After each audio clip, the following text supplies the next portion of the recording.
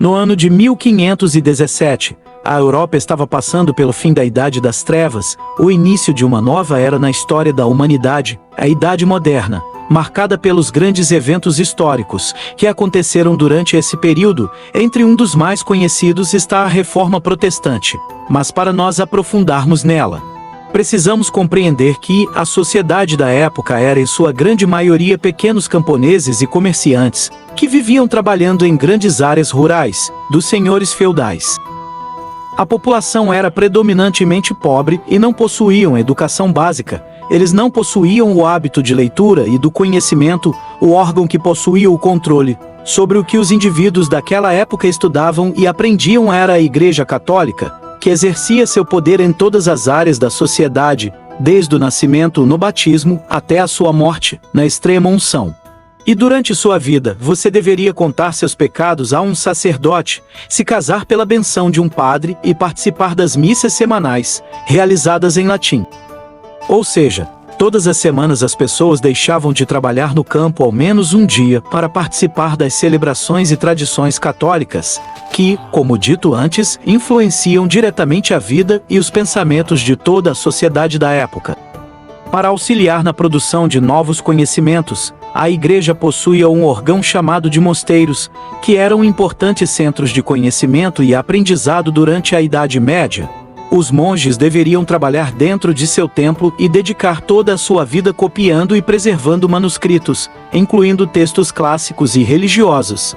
Além disso, eles eram responsáveis por educar e formar líderes e clérigos.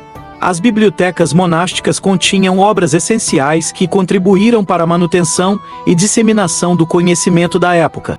Uma das figuras mais importantes dessa época foi Martinho Lutero, que cuidava do mosteiro agostiniano em Wittenberg, onde ele era mane.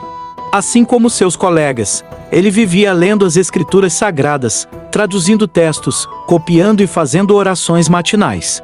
Todas as semanas, ele se reunia ao povo na missa semanal, celebrada por um sacerdote, que era encarregado de pregar aos fiéis as orações católicas da época, todas em latim.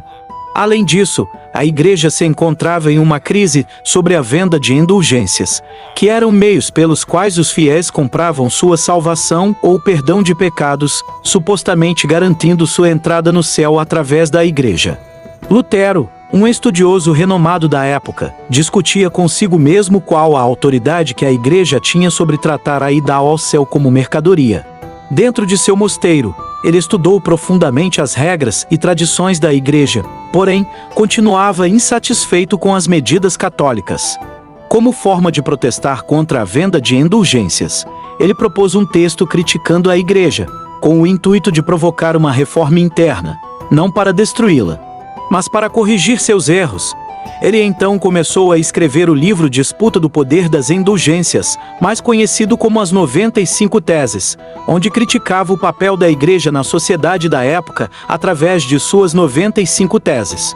Como podemos ver no trecho. Tese 32. Aqueles que acreditam que, mediante cartas de indulgências, estão seguros de sua salvação, serão eternamente condenados, juntamente com seus mestres. Esse trecho reflete a forte oposição de Lutero à crença de que a salvação pudesse ser comprada, desafiando a autoridade da Igreja e abrindo o caminho para a reforma protestante. Suas críticas buscavam restaurar os valores espirituais, questionando as práticas corrompidas da instituição e defendendo que a salvação deveria vir pela fé e não por obras materiais. Ao acabar de escrever suas teses, Lutero caminhou até a porta do castelo de Wittenberg e, de acordo com os contos mais famosos sobre o ocorrido, pregou suas teses em frente à porta da igreja, para que todos pudessem ver suas críticas. Esse gesto simbólico marcou o início de sua ousada contestação das práticas da Igreja Católica.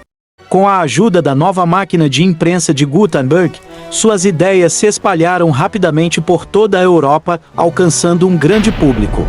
Isso causou temor entre o clero, que se sentia atacado pelo estudioso, pois suas críticas desafiavam diretamente a autoridade papal e as doutrinas que sustentavam o poder e a influência da Igreja na época.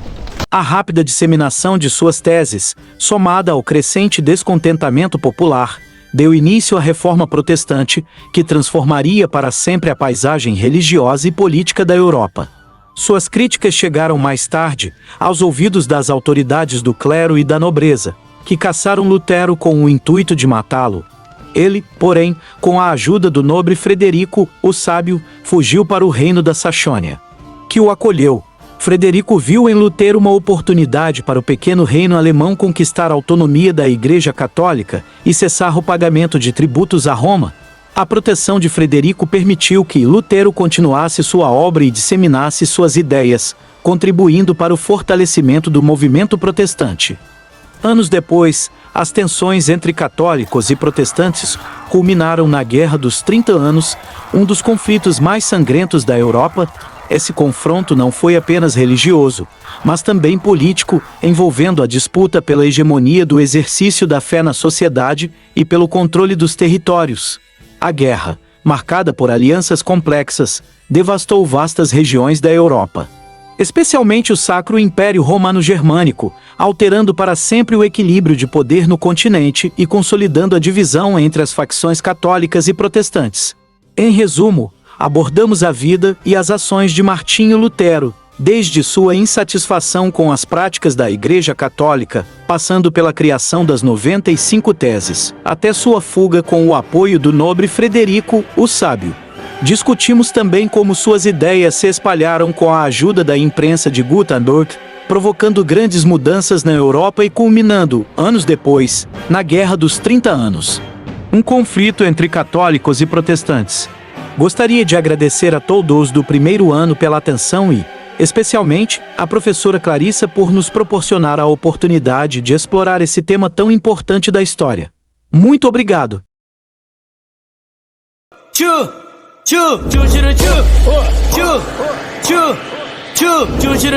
Vai descendo até o chão, vai descendo até o chão, vai descendo até o chão, deixa os braços a desgovernar, deixa os braços a desgovernar. Faz o passinho do romano, faz o passinho do romano, faz o passinho do romano, mas aquela sarrada no ar.